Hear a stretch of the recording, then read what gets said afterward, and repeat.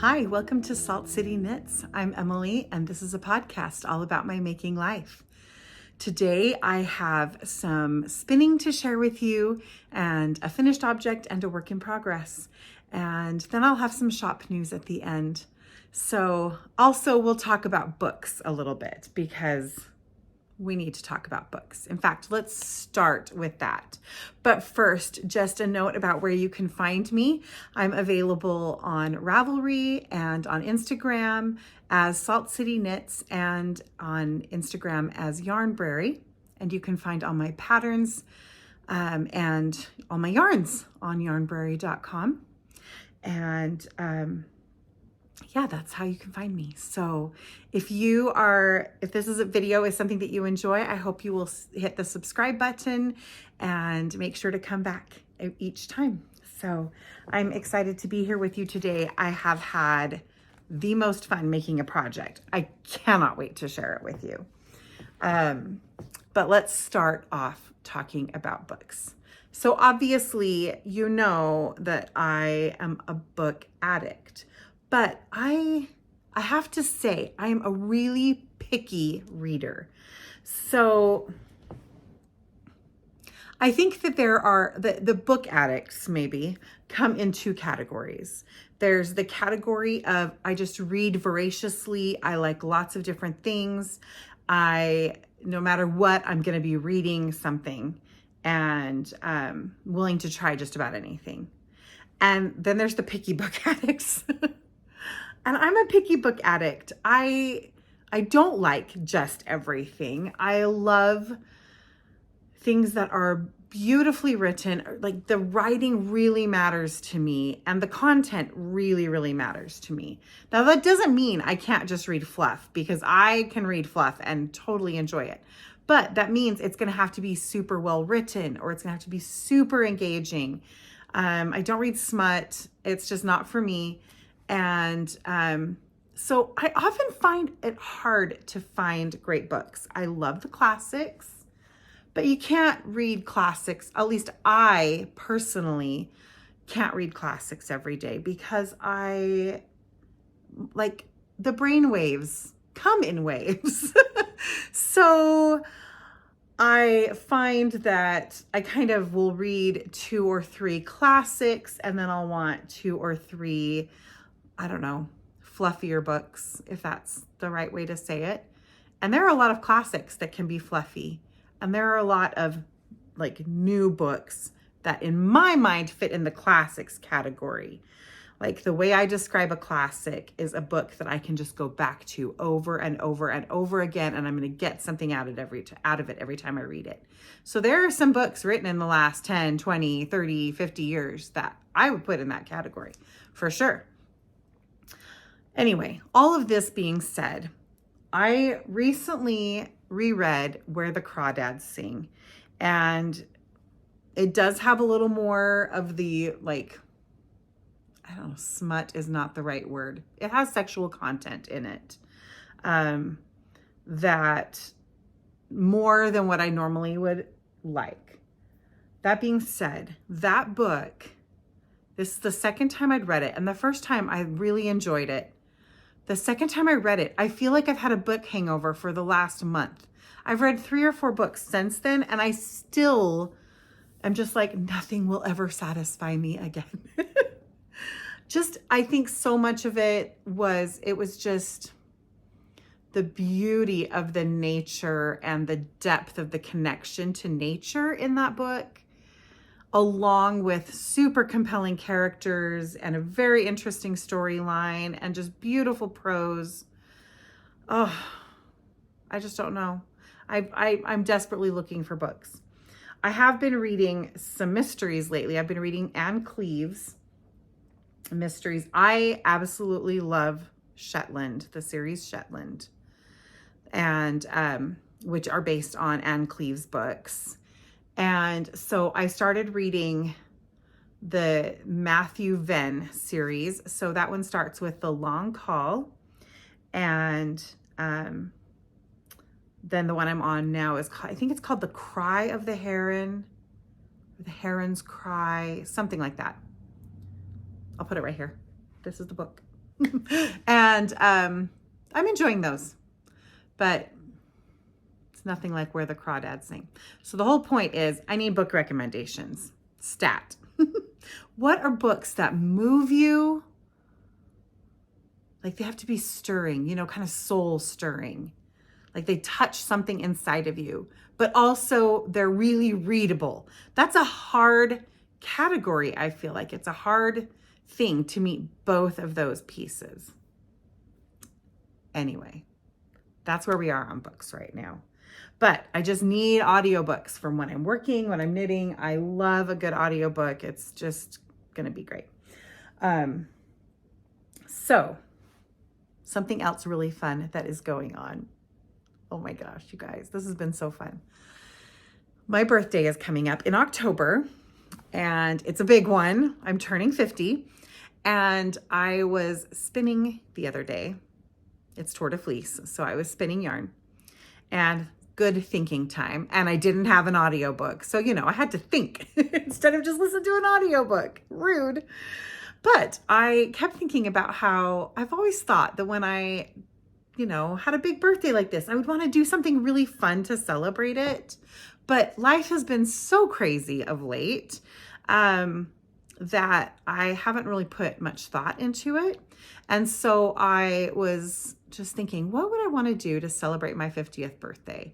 And I started thinking about all the 50 before you turn 50 kinds of things I've seen people do. I saw somebody that was going on 50 hikes before I turned 50, or visiting all 50 states before I turned 50, or I don't know, just different things like that. And I thought, well, what is my speed? Yarn. Yarn is my speed. Yarn is my thing, right?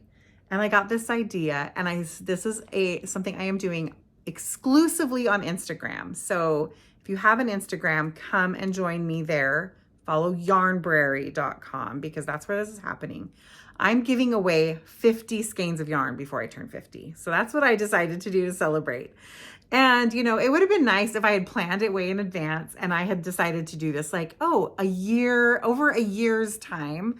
But no, I decided to do it 3 months before my birthday. So yeah, we're giving away yarn, 50 skeins of yarn, 50 skeins of yarn. So some of it is Yarnbrary yarns. Some is D-Stash yarn.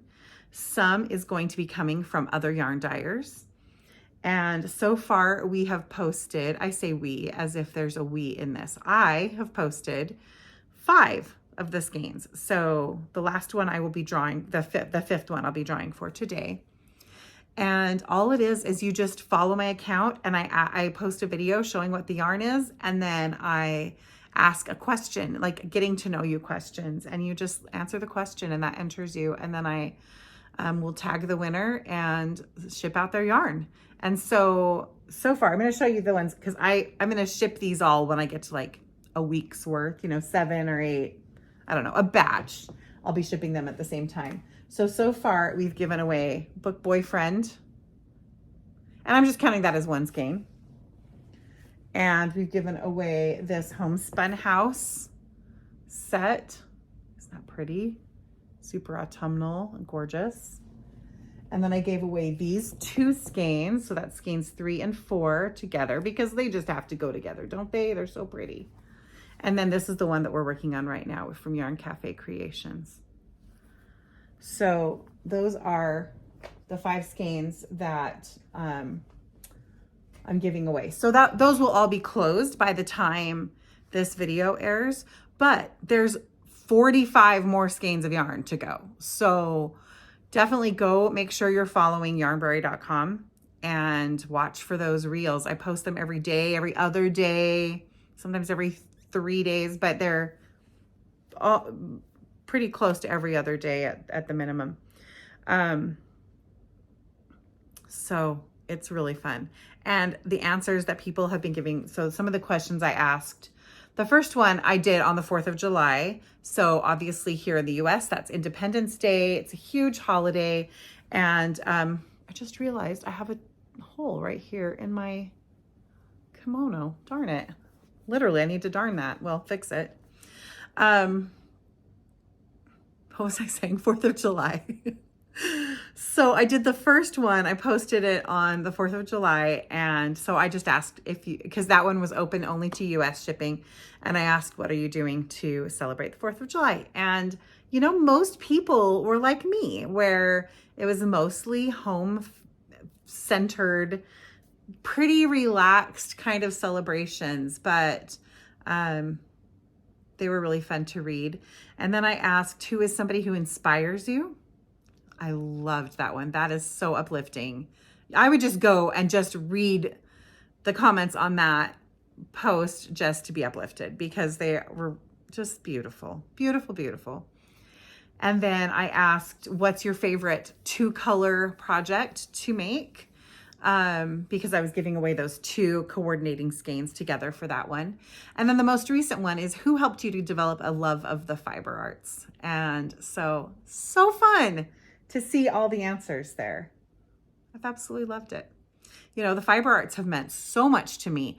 I don't know like how recently I've talked about this, but I learned to crochet from my great Aunt Alta. I love her so much, miss her so much. She's my grandpa's sister, and she did not have children of her own. And we were, you know, my mom and her siblings were like her kids, you know, her nieces and nephew were her children, and we as their children were like her grandchildren. So I had this wonderful bonus grandma, and she and I'm the oldest of the grandchildren. Anyway, we just had a super special connection, but I think she did with most of us. But she taught me to crochet, and I loved crocheting, but I wasn't super skilled at it. She taught me the basics, and I hadn't really discovered the patience to really master it. But also B, I never really gave myself permission to buy good tools and good products to work with. And I didn't, you know, the internet didn't have all the resources. Anyway, I just was never a master crocheter. I did develop a huge love of making lace doilies. But my gauge has always been kind of wah. It's loose and it's just not awesome. Anyway, but I still loved doing it. And then in 2012, I started to have a lot of health issues, and nobody knew what was wrong with me. I was going to doctors and doctors and doctors and doctors, and nobody could tell me what was going on. And I just would have bouts of extreme illness and vertigo, and not just vertigo, but faintness and debilitating fatigue, and like absolutely debilitating fatigue. Anyway, that started in 2012. And so I spent a lot of time just laying down. And so I would crochet as much as I could laying down, but I don't know, there's almost only so much you can do with that. In 2013, my health issues got much worse, and they actually came to a head to where I had something called an adrenal crisis, which is, it's a really scary thing. Your body stops producing the hormones that are needed to regulate most of your systems through your body. And I ended up bedridden for about 6 months. And during that time, that is when I learned how to knit.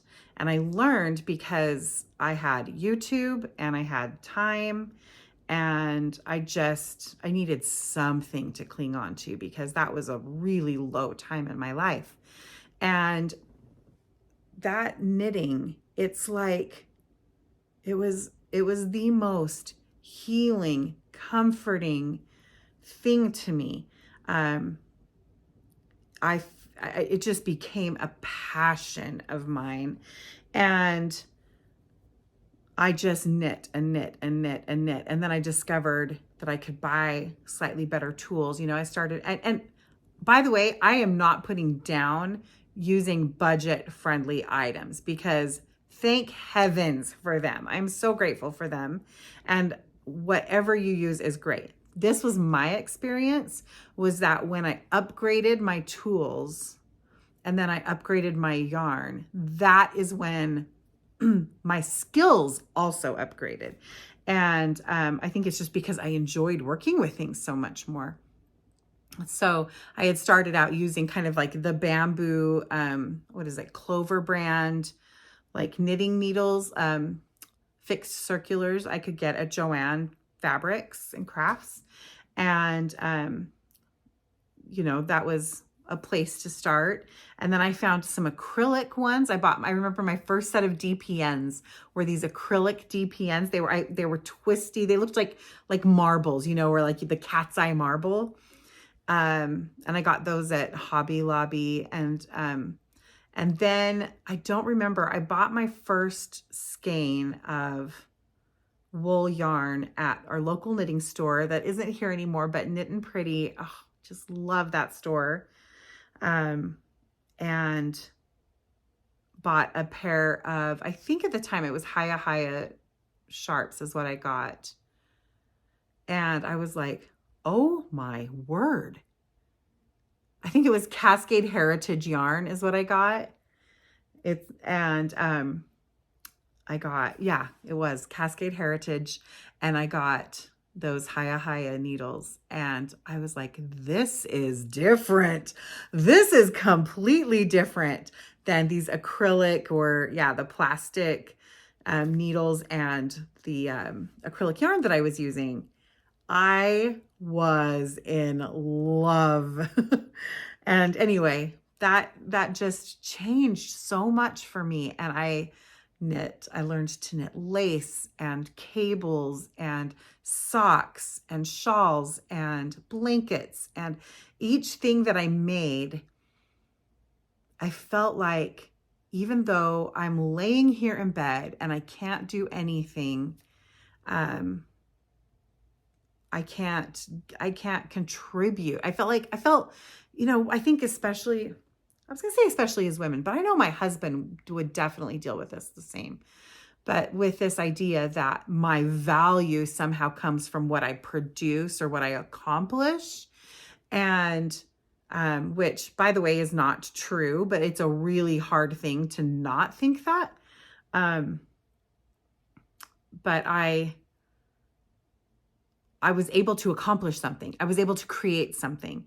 And it wasn't that I felt like that. Well, maybe there was a part of me that felt like somehow that improved my value because I was not being able to add anything to the world in the state that I was in. That's how I felt anyway.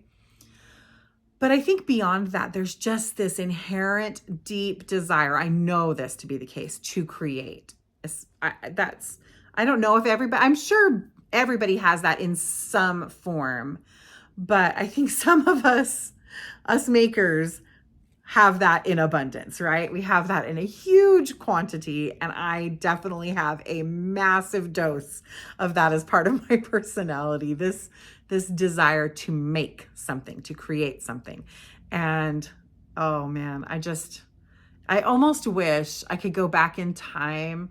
Not that I would really want to, but just for that moment, those feelings of discovery that I got from learning to knit at that point. My sister Deborah and I always joke that she taught me to knit and then I taught her to knit.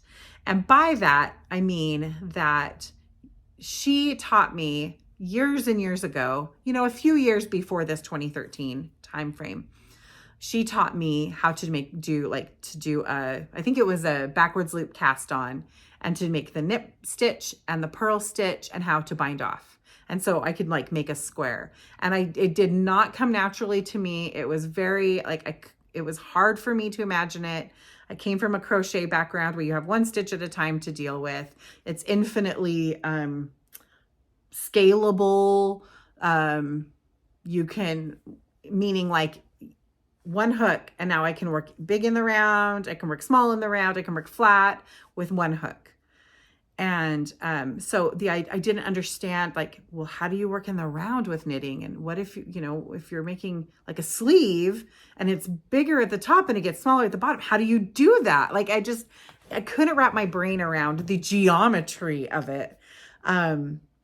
So, but she taught me those stitches, which then, and I had the background of being able to somewhat read a pattern with crochet. And so when it came to the time that I was ready to dive in, I had those pieces.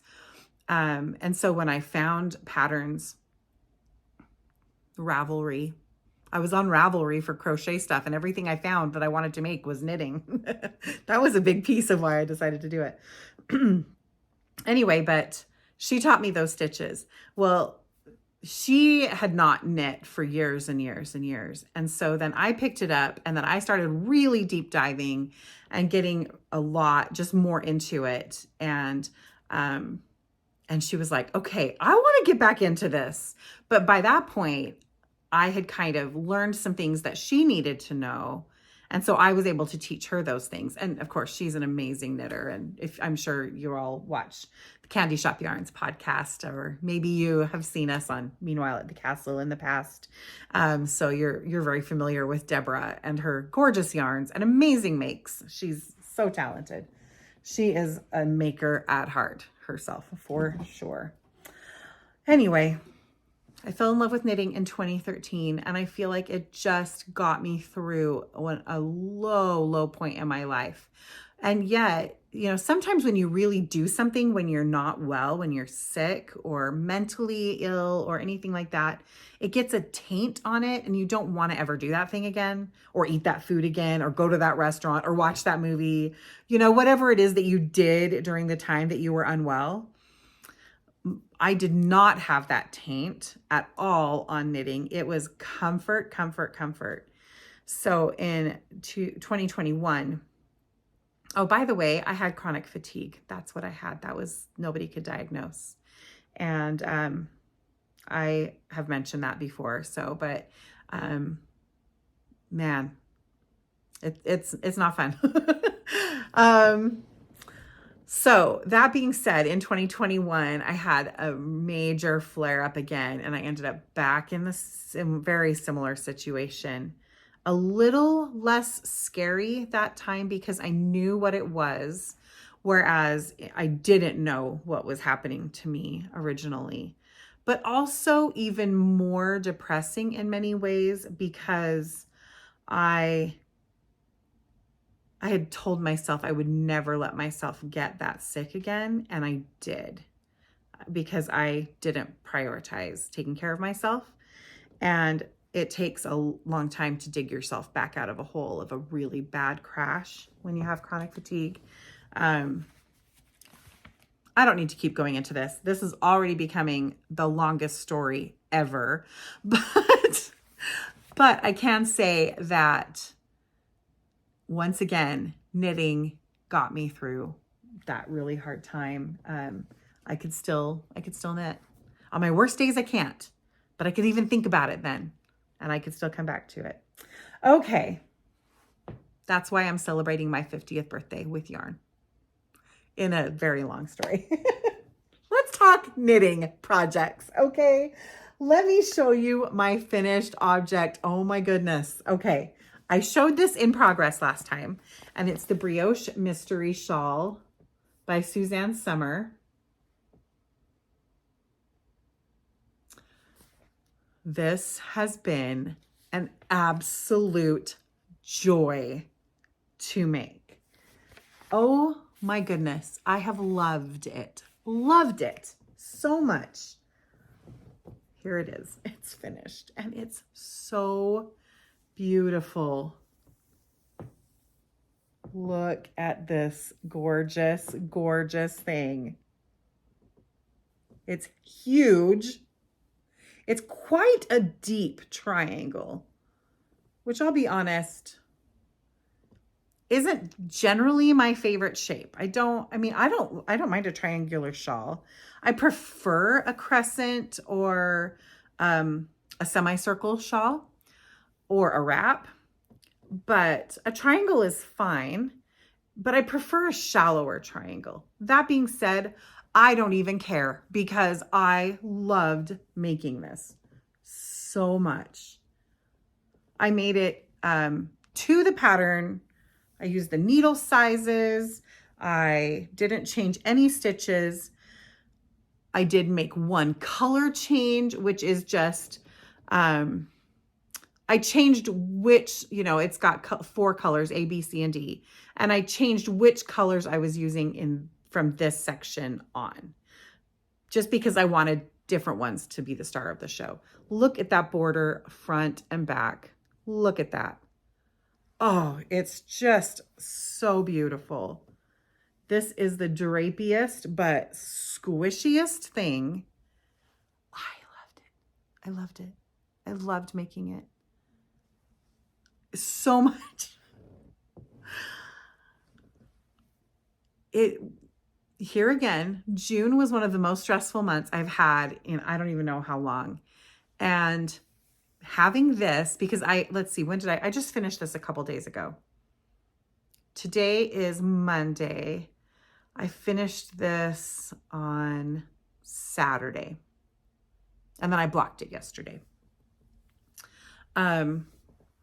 So, that's only a few days, less than a week into July. So most of this I knit in June. And once again, having a project like this, when life feels so out of control and so stressful, and there's things that I can't fix, but I can figure out brioche. And I can read an instruction and I can follow it and I can create something. It's so cathartic. It's so healing. Oh my goodness. It's so fun. This little stripe right here was the bane of the project. It was the part that I enjoyed doing the least. Once I got the hang of it, it was fine. But for some reason, I could not get the hang of this. I think I talked about this last time. I kept getting my stitch counts off. And so it just wasn't coming together. But I did. I persevered. And sometimes I will just say, you know what? I'm just going to let it go. And there's some other places like that in this border. But this one, I was like, no, I want to know how to do this. And I was only working with one color at the time. And right before it was garter stitch. So it was less scary to pull it out. I wasn't having to pull out something like this where I would probably not be able to put it back together again. So I pulled it out I think 4 times. Maybe I just started it 4 times. I pulled it out 3 times and started it 4 times. These baubles were kind of a pain to make, but they are perfect. Dang, they're perfect. They look so good. They're amazing. I love them. I absolutely love the addition to them. These triangles, I also backed up because I had started working down this part. And that's when I realized that's one of the reasons I pulled this out. If you remember, I was using a different color. I talked about that in my last one, and it just wasn't enough contrast. So I ended up pulling it back and switching my colors and adding this color in. Anyway, I loved that section. This was so fun to make. Definitely took me the longest to do this section of any of the parts, just because it was more complicated and it took me a while to be able to see it. Meaning, I think with brioche, at least for me, when you first start working your brioche rows, it just looks like a mess. You've just got all these extra yarn overs and I can't visualize it yet. So I'm just like, okay, trust the pattern, trust the pattern, trust the pattern. And then your brioche columns start to emerge and you can start seeing them as you work a few rows. And then it becomes easy. It becomes, oh, I can read this. I can tell exactly where everything's supposed to go. But it takes me a little bit to get to that point. This section was super fun. It was neat to see the way you could embed brioche in a field of garter stitch. So that was really cool. And then the border was just fun. Despite the fact that I have some mistakes, like right there, it's supposed to look like that, but it looks like that. So that's not good. And over here, oh, look, it's completely missing. There's supposed to be one of these right here, but somehow I had enough fabric. I just put a little point in it when I was blocking it anyway. Blocking can cover a multitude of sins, can't it? Oh, it's so gorgeous. Now, if only it was cool enough to actually wear it and enjoy it. And by this way, it smells amazing. There, I will be like this throughout the house, camped in front of the air conditioner for the rest of the day. I love it so much. Okay, colors. Let's talk colors. I used 4 Yarnbrary colors all on Biography sock, which is 85% extra fine superwash merino, 15% nylon. So the extra fine means that it has a smaller micron count. So the smaller the number, the finer the fiber. So this is 19, I think it's 19 microns. So that means that it's extra fine. No, it would be 21 because I think 19 is super fine. Anyway, it just means that the merino fibers are the finer ones. They're less coarse. So that's what extra fine means. And so it just gives it a lovely, soft feel, but it's not like mushy, if that makes sense. It's just very smooth and yet very squishy and bouncy. So I love this base. There's 437 yards to 100 grams. And I used 4 colors. So up here in this section, I have, well, you can see this kind of cream color there, and up here. That cream is Burnett, and it's like a warm vanilla tone. And then this blush peach is Bronte. And this deep wine color is Dickens. And then this soft pearly gray is Hemingway. So those are the 4 colors: Burnett, Bronte, Dickens, and Hemingway. I think they would approve of my shawl, these authors. Actually, Hemingway he wouldn't care one bit about it. I'll tell you that. And Dickens would write something funny and scathing about it. But Burnett and Bronte would love it. So there you go. All right. That was so fun. I can't recommend it enough. Beautifully written pattern. She is so detailed. Oh my goodness. I did not have to watch a single tutorial. She described things beautifully. I'm just going to give you a flash of one page here. She gives you this was originally written as a mystery knit along, but then the pattern is available, just as a one. This is the page of instructions for the abbreviations. So for example,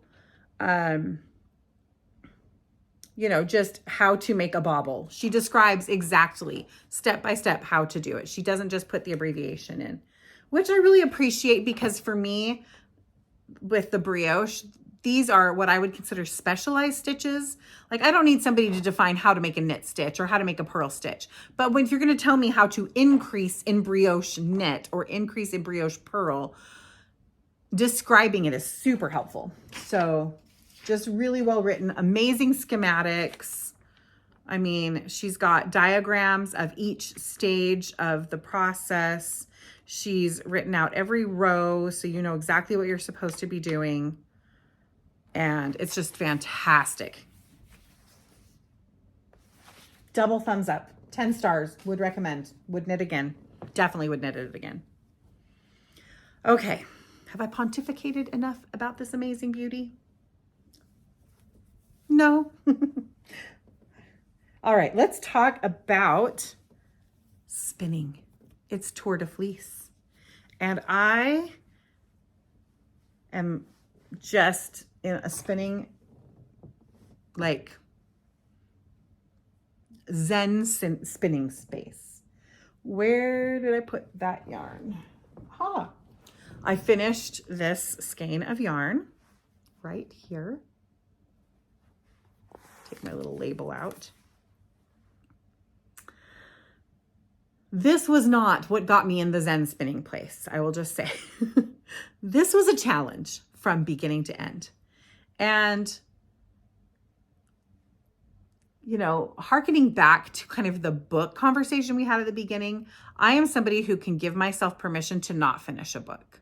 Like if I start a book and I get into it a little bit and I'm not getting anything out of it, I'm not enjoying it, I will not finish it. Because there are too many great books out there for me to waste my time on the ones that aren't awesome or aren't for me. But I should have done, maybe I should have, I don't know. I'm going to still be able to knit with this. But I did not enjoy the spinning process at all, honestly, with it. Because of the fact that this fleece was it was just partially felted. It was comb merino top, and it wasn't in awesome shape. And so therefore it was very difficult to draft. It wasn't impossible to draft, although there were parts of it that were, but it was difficult to draft as I was spinning it. So I actually got to a point where I had filled up all 3 bobbins. I knew that was as much as I could fit onto my, so I spin on a Kromsky Symphony, and I have a jumbo flyer, a standard flyer and a standard bobbin size, and then I have a jumbo flyer with a jumbo bobbin size, which is really nice for when you're plying yarn, because you can take, from 2 full bobbins and ply it onto 1 jumbo bobbin. So anyway, I'd gotten to the point where I knew that I was going to have to start filling up different bobbins and it was going to become harder to ply, which I would normally do, but I was not enjoying this. So I actually, don't tell, but I threw away the last probably 1/8 of that braided fiber. And it was actually really, I felt good about it. But that being said, I did finish it and I did ply it. The other problem I had is when I was plying this, my jumbo flyer is new. Let's see if I can show you this. I don't know if I can, here. I'm going to lower this down a little bit. So this, okay, hold on. This little piece right here is leather.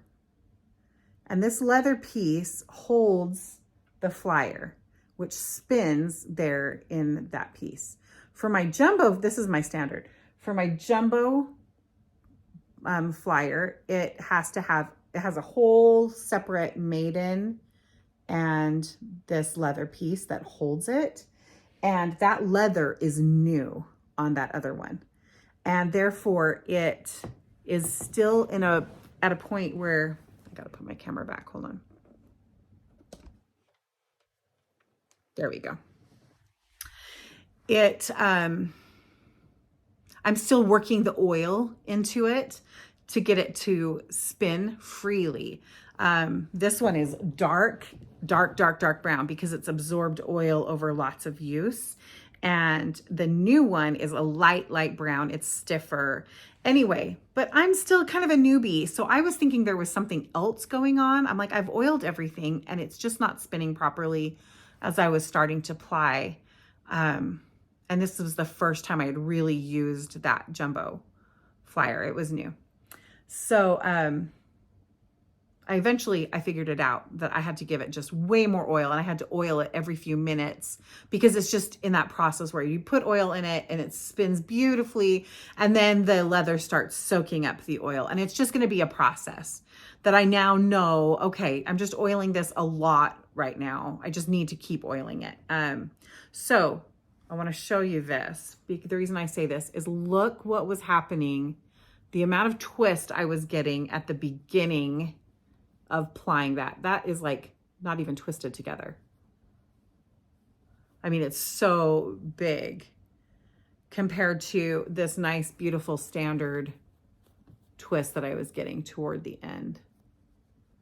So when I actually skein this up, I'm going to make sure that I'm pulling from, this end first, for when I cake it up, for when I'm ready to knit with it.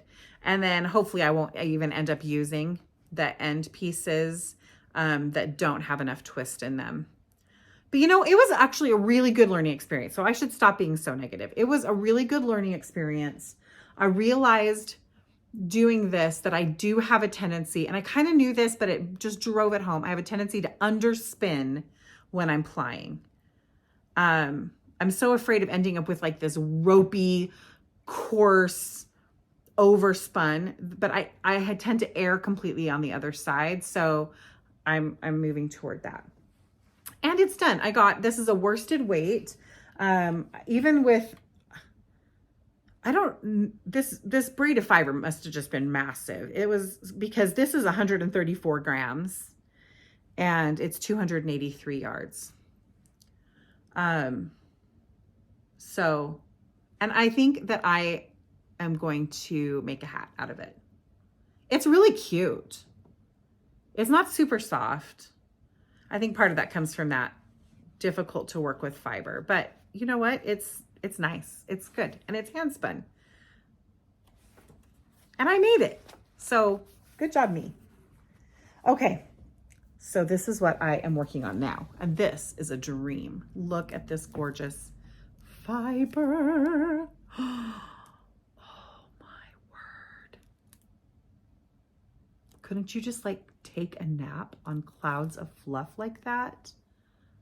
Oh, it's so beautiful. So I'm going to insert a little video here of me showing you the braids of fiber. And then I separated them out. I separated each braid into in half.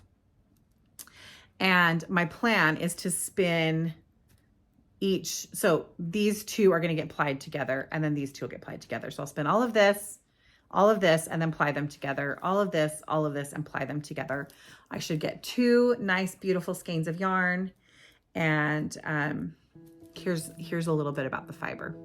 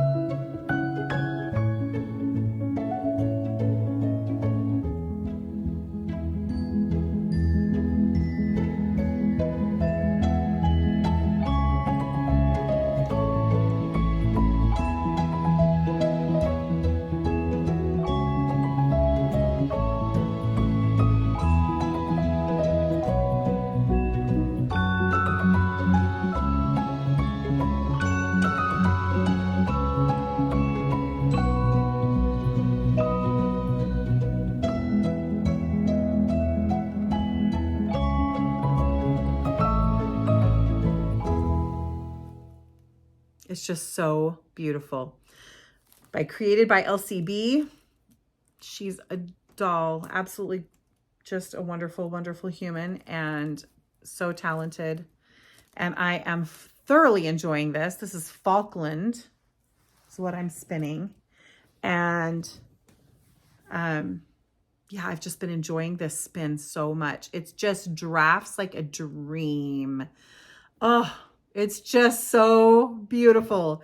And I am going for a really fine draft. I don't know, a really fine spin. I don't really know what I'm going to end up with. I'm hoping that by the time I'm plied, I'm going to be at a fingering weight gauge, or fingering weight. That's what I'm going for. And I would love to make a shawl out of it. So we'll see how it goes. But I am planning on doing those together. I purchased those at the Great Basin Fiber Arts Fair back in, was that April? Yeah, that was April. Specifically knowing I was going to save them for Tour de Fleece. And oh, they're just so lovely.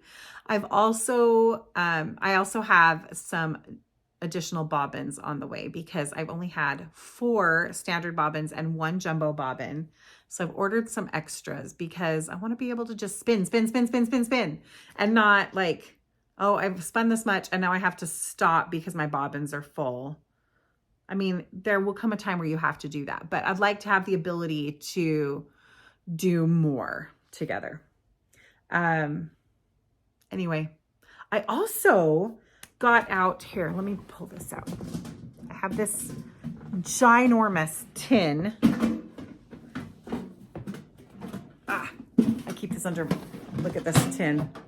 I got this from my sister. It had an advent calendar in it.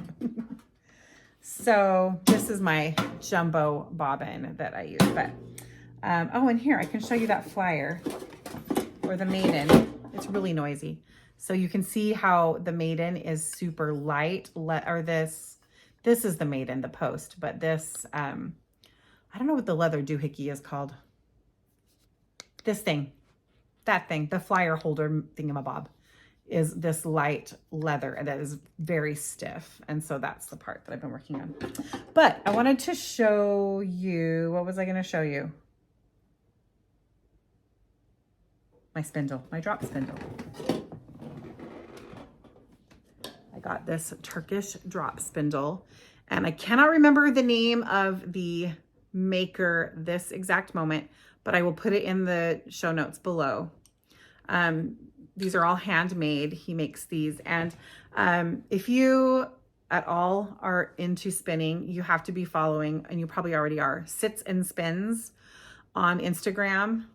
Best spinning content. And she does a ton of stuff on drop spindles. And so I asked her where she got them and she shared this maker. So I bought this beautiful drop spindle. This is a Turkish drop spindle.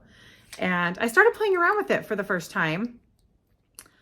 So much fun, but I was using that yucky fiber that I didn't enjoy. And so I took it off. It was enough for me to just test it and like get the hang of it.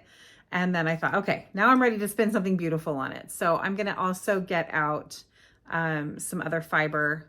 I have a beautiful braid from Your Fibery Godmother. I think I'll pull that out. I'll show it to you next time, but I'm going to try also doing some spinning on the Turkish drop spindle. I don't really know that I want to like commit to spinning an entire braid of fiber on the drop spindle. I kind of want to just play with it a little bit more. But it's just a beautiful, beautiful thing. The thing I love about it is as you are spinning, you're creating a ball of yarn at the same time because you wrap your yarn around the spindle and then you pull this part out. So all your yarn is on it and then you take this out and then you can just slide it off and you have a ball of yarn. How cool is that?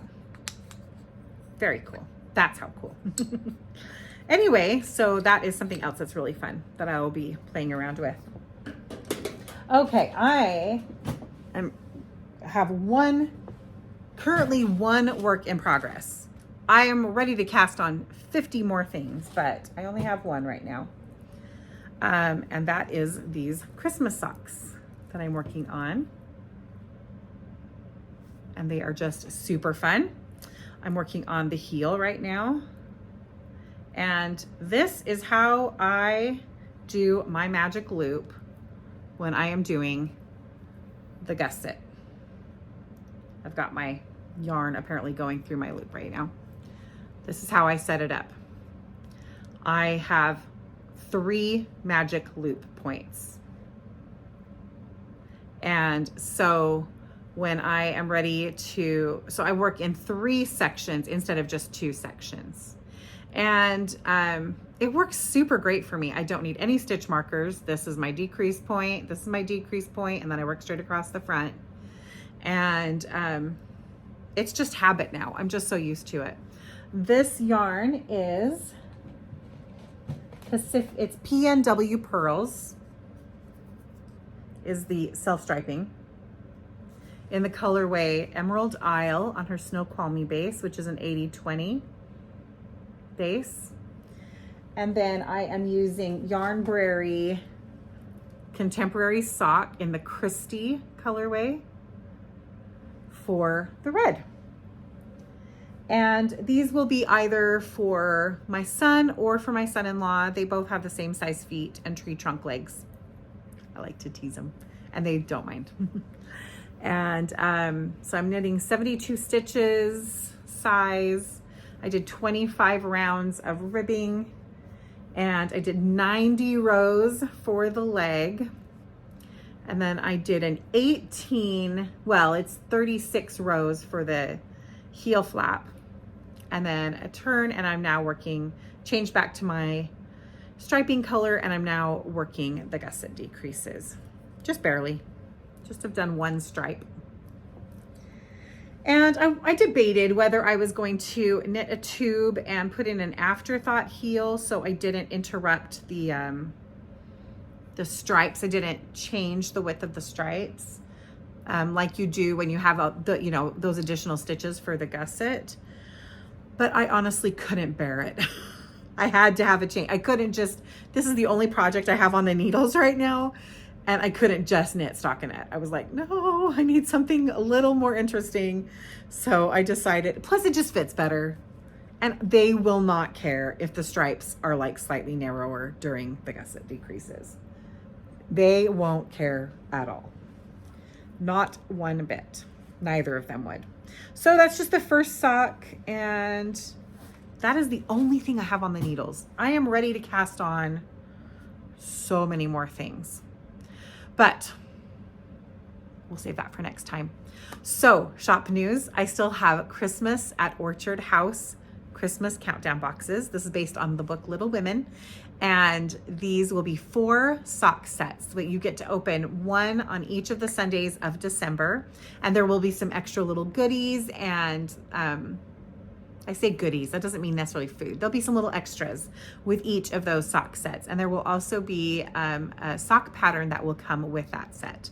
And those boxes are available by clicking on the link down below, and you fill out a form, and then I send out an invoice. And then once you've paid for that invoice, your spot is reserved for those boxes. And I still think I have 12. I think it's 12. Anyway, I have a few slots left for that. I'm also still open for July's Hogwarts Club, which is, it's going to be based on 1,000 magical herbs and fungi. So excited for this. It's going to be really, really fun. Such a fun set to dye.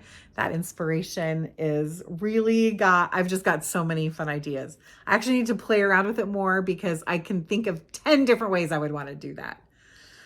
We'll have a whole collection on magical herbs and fungi. No, we're just doing one sock set, but the orders for that close on July 20th. And then it ships by the 25th. That's how it always is. I always ship by the 25th of the month. And I've had questions about that. I don't do subscriptions where you can sign up for multiple months at a time. My shop is powered through Etsy, and Etsy just doesn't work with that. So, you just sign up each month that you want one. And then I have got sock sets galore. I have got Austin colors and summer book fair. I still have lots of fun summer book fair. In fact, I'm really thinking I need to cast on something with choose your own adventure because it's just so much fun. Those colors are so fun. I wish I could find some choose your own adventure books. I mean, I haven't looked hard. I did look a little bit, and all I could find were like newer ones. I want the old ones. Anyway, lots of fun stuff. The colorway for July, that I have a colorway of the month each month that is on 30% off for that month. And for this month, it's Old Glory sock sets, which are available both on contemporary sock and on classic DK. So if you want a DK sock set, they are available. And yeah, so that sale is still going on through the month of July, and I've got plenty of those in stock, so they're shipping really fast. So that's really fun. I love that colorway. It's just such a blast. And yeah, that's what's going on in the shop. So I think that's everything that I have for you today, but make sure to go over to Instagram and follow Yarnbrary so you can enter in to win one of my birthday giveaway skeins. And I will be back with you next time. Thank you so much for joining me. See you soon. Bye-bye.